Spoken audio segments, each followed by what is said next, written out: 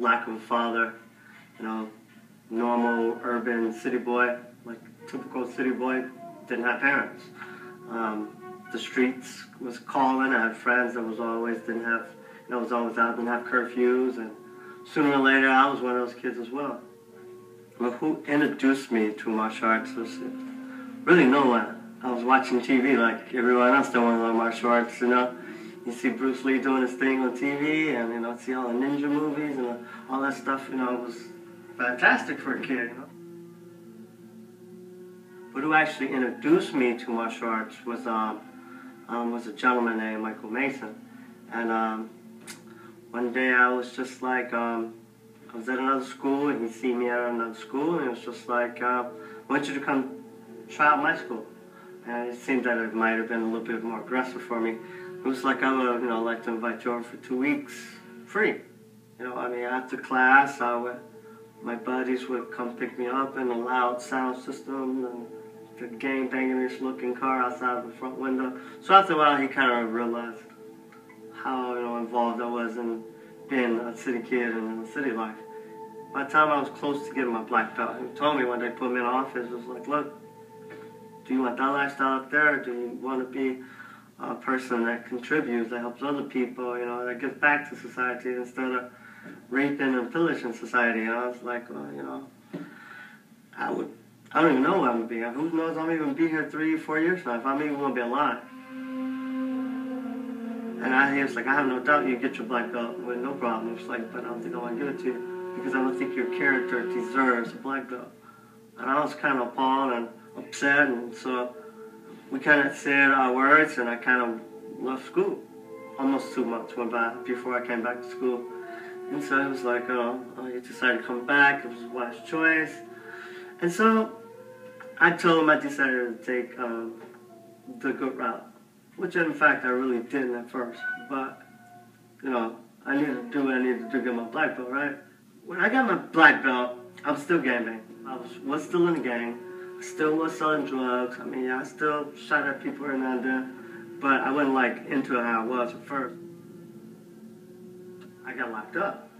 You know, and it's just like, you know, when you get locked up, that's a very depressing time. You know, I mean, you're hearing all the different people in there for reasons, they're in there for murder, for this, for that. You got how long? 15 years. You got how long? 30 years. I mean, when you hear things like that, it's like, oh my God, it's like my whole life, you know, and I can't be sitting in jail for 30, 40 years. You know, I always had this dream of being a gangster with some form. That's kind of what made me get into martial arts. I mean, I really came to learn martial arts to beat up on guys even better than I was beating up on guys. You know, or eventually one day, you know, maybe it becomes like some secret assassin. But, you know, yeah, I'm not a secret assassin. So, all that changed. I did 4.5 years, almost 5 years. I kind of broke down and was writing him. He wrote me back, came to see me a couple times. And he was like, well, this is the time you really need to change your life. I thought you made the change back then. And I was like, no, I really want to change because now I got this felon.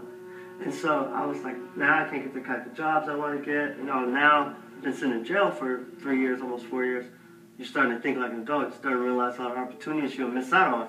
And so I realized I want to go have the type of career that I want.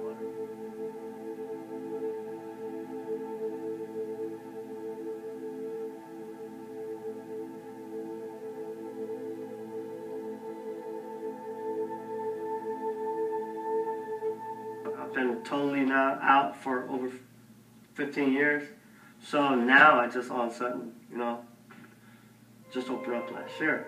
So I went through my life. It was hard, and I had the type of jobs I wanted to do. So I got tired of it and decided I wanted my own. I wanted to leave back my own lineage and my own legacy and things like that. And so I decided to go fully into martial arts. Well, the lineage of my martial arts, it's samurai based. It's the name of our martial art is Haitian Ryu Sogo Jiu-Jitsu, which pretty much in English terms mean the holistic art or the art of war.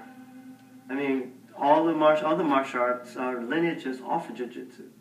You may know something, I may know some, and we become really good friends, and we start exchanging different moves and techniques, and sooner or later you have to go back to your family and you take back what I taught you. you will go back home and you will open up your own style. And this is how the different styles came. I'm always going to be doing martial arts, so I love it. It keeps me in shape. It's not every day you run across people that actually, are like real life, what they call gladiators, the whole UFC, they call them real gladiators. They're gladiators to a certain extent, but when you actually know how to break somebody's body up, how to heal a person's body, all the pressure points, and just everything to just totally destroy a person, that's a force to be reckoned with, I like it. I'm going to always be doing it. I'm going to be an old man doing it. It's kind of no rule. I can't actually be, 007 for the United States anymore. I would like to be an agent, marshal, something like that, but, you take one of these squeaky clean people and then they end up being bad people. I really think, you should be able to, after 10, 15 years, depending on how long, go back and be a cop. I make the best cop. You can't tell me about the streets. You're learning about the streets. I know about the streets. I came from the street. I'm a super cop. I come from the background of it. I know about drugs, I know about guns, I know about people.